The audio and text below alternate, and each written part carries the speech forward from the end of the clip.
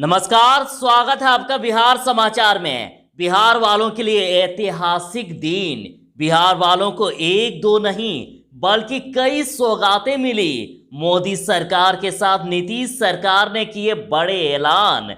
तो बिहार के किसानों मजदूरों के लिए बड़ी खबर। तो चाहे कोरोना अपडेट हो, चुनाव समाचार, सरकार की योजनाएं, सरकारी नौकरी, कुल मिलाकर कहिए ना कि बिहार की अब तक की सभी बड़ी खबरें आपको इस वीडियो में देखने को मिलेगी। तो आगे बात करने से पहले आपसे अनुरोध है, कृपया वीडियो को एक लाइक अवश्य कर दीजिएगा। आपका लाइक करना ही हमारी मेहनत का फल होता है। सबसे पहले सुर्खियों की बात कर लेते हैं। तो 8 दिन में पीएम की बिहार को चौथी सौगात और खत्म हुआ 86 साल का इंतजार।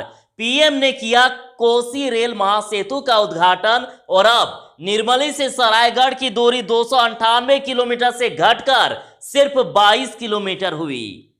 बिहार में लगातार कोरोना से मरीज ठीक हो रहे हैं और पिछले 24 घंटे में 1147 नए संक्रमितों की पहचान हुई और अभी बिहार में 13,111 रह गए हैं एक्टिव केस। तो कहीं ना कहीं बिहार में कोरोना को लेकर अब अच्छी खबरें भी आने लगी है। कृषि बिलों को लेकर कांग्रेस पर बरसे पीएम मोदी और बोले कि ये किसानों को भ्रमित कर रहे हैं, झूठ बोल रहे हैं। इंजीनियरिंग कॉलेज और पॉलिटेक्निक संस्थानों में होगी 3021 शिक्षकों की नियुक्ति। बड़ा ऐलान कि बिहार में चुनाव नीतीश कुमार वर्सेस नन है और संबित पात्रा का ऐलान कि लालटेन में न तेज है और न प्रताप। 21 सितंबर को प्रधानमंत्री करेंगे पूर्णिया नरेनपुर 4 लेन सड़क का शिलान्यास। बिहार में कोरोना से वज्रपात, नहर, पेन व नदी में डूबने से या सड़क दुर्घटना में मारे गए लोगों के स्वजनों को मिलेगा मुआवजा। कैबिनेट की बैठक में 64 प्रस्तावों पर लगा मुहर और आंगनबाड़ी सेविका व विकास मित्र सहित कई के मानदेय में हुई वृद्धि। मंत्री जी ने हद कर दी, बोले कि चुनाव हारा तो आ जाएगा अकाल। नीतीश कुमार का ऐलान कि कांग्रेस के शासन में 2004 से 14 तक रेल परियोजनाओं पर काम ही नहीं हुआ। डीएलएड करने वालों के लिए बड़ी खबर। बिहार डीएलएड संयुक्त प्रवेश परीक्षा 22 अक्टूबर को होगी। सीएम नीतीश का ऐलान कि हाजीपुर वैशाली रेल लाइन को शीघ्र सुगौली तक जोड़ा जाए। अत्याधुनिक सुविधाओं से लैस आईएसबीटी का सीएम नीतीश ने किया उद्घाटन। फेज 1 में बसों का परिचालन भी शुरू। कोसी रेल महासेतु पर चली ट्रेन। मिथिला से जुड़ा कोसी, अब बढ़ेगा व्यापार, उद्योग और रोजगार।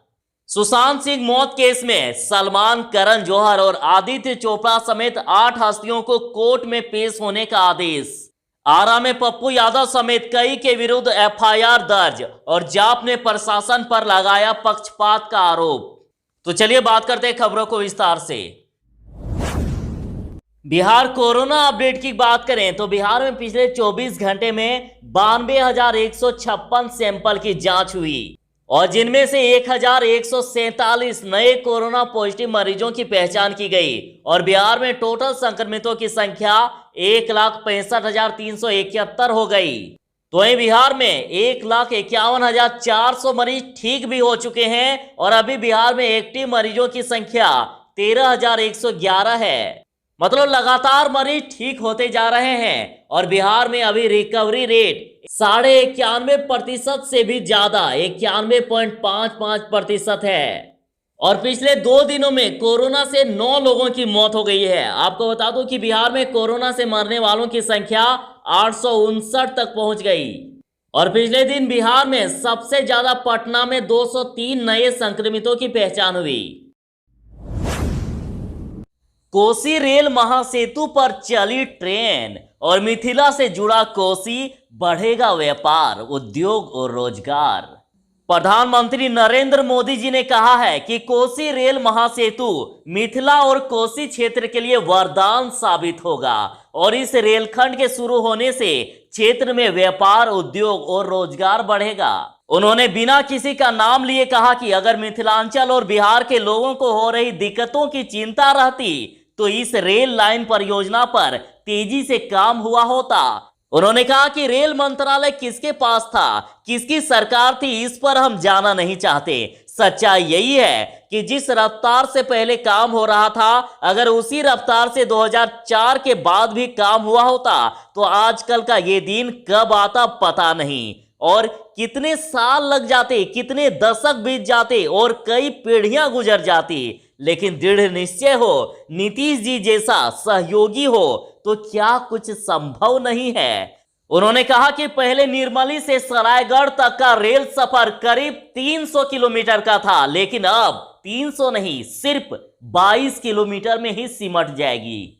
और सबसे बड़ी बात तो ये, अब 8 घंटे की रेल यात्रा सिर्फ आधे घंटे में हो जाएगी। कृषि बिलों को लेकर कांग्रेस पर बरसे पीएम मोदी और बोले कि ये किसानों को भ्रमित कर रहे हैं, झूठ बोल रहे हैं। पीएम मोदी ने कहा कि विश्वकर्मा जयंती के दिन लोकसभा में ऐतिहासिक कृषि सुधार विधेयक पारित किया गया और इन विधेयकों ने हमारे अन्नदाता किसानों को अनेक बंधनों से मुक्ति दिलाई है, उन्हें आजाद किया है और इन सुधारों से किसानों को अपनी उपज बेचने में और ज्यादा विकल्प मिलेंगे और ज्यादा अवसर मिलेंगे।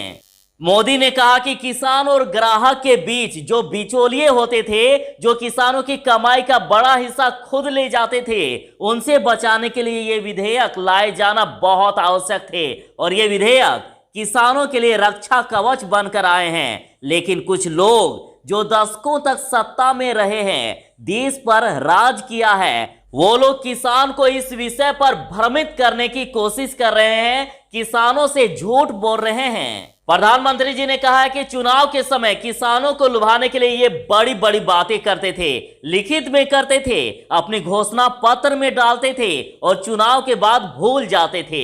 और आज जब वही चीजें एनडीए सरकार कर रही है, किसानों को समर्पित हमारी सरकार कर रही है, तो ये भांति भांति के भ्रम फैला रहे हैं। उन्होंने कहा है कि लेकिन ये लोग भूल रहे हैं कि देश का किसान कितना जागृत है। वो ये देख रहा है कि कुछ लोगों को किसानों को मिल रहे नए अवसर पसंद नहीं आ रहे हैं। देश का किसान ये देख रहा है कि वो कौन से लोग हैं जो बिचौलियों के साथ खड़े हैं। बिहार विधानसभा चुनाव में कर दिया गया बड़ा ऐलान। बिहार में चुनाव नीतीश कुमार भरसे नन है। संबित पात्रा ने कहा कि लालटेन में न तेज है और न प्रताप।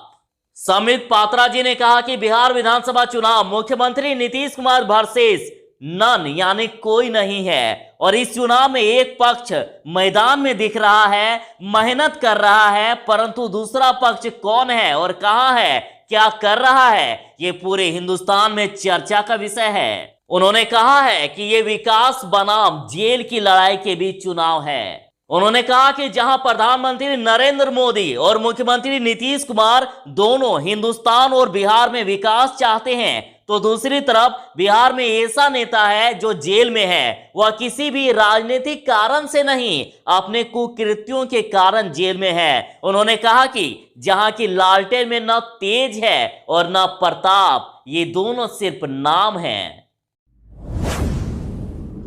कैबिनेट की बैठक में 64 प्रस्तावों पर मुहर। आंगनबाड़ी सेविका व विकास मित्र के मानदेय में वृद्धि की गई।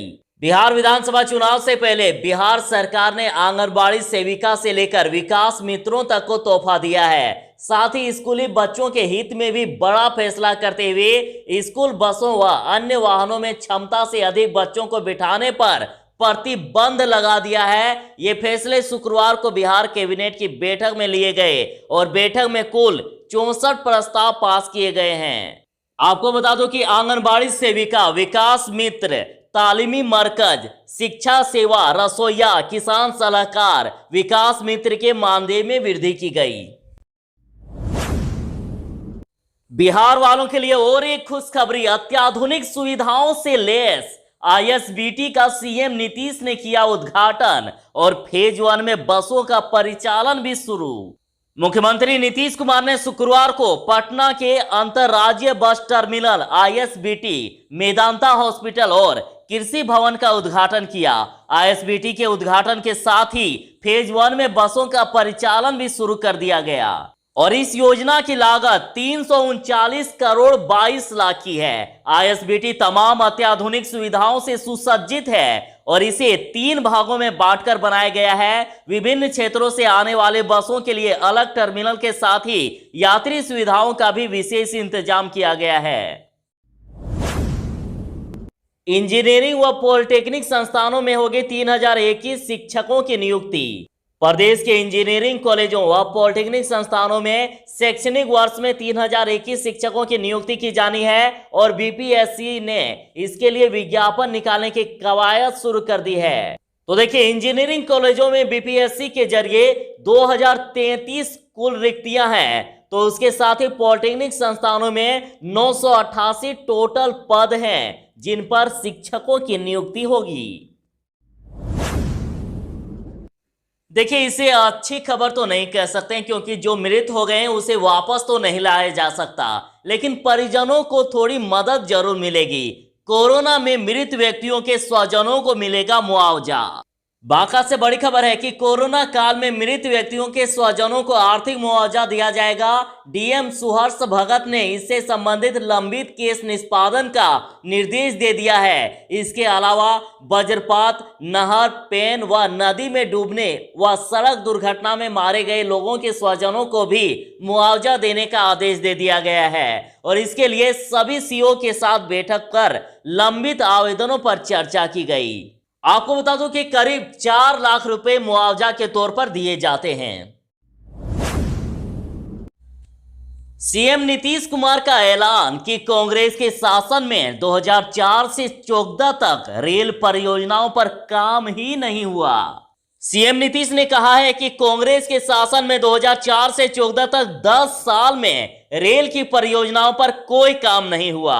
पीएम मोदी ने ठप पड़े कामों को तेज किया और इसका नतीजा है कि बिहार की कई परियोजनाएं पूरी कर ली गई है। मुख्यमंत्री ने केंद्र सरकार से अनुरोध किया है कि हाजीपुर वैशाली रेल लाइन को सुगोली तक शीघ्र पूरा कर लिया जाए।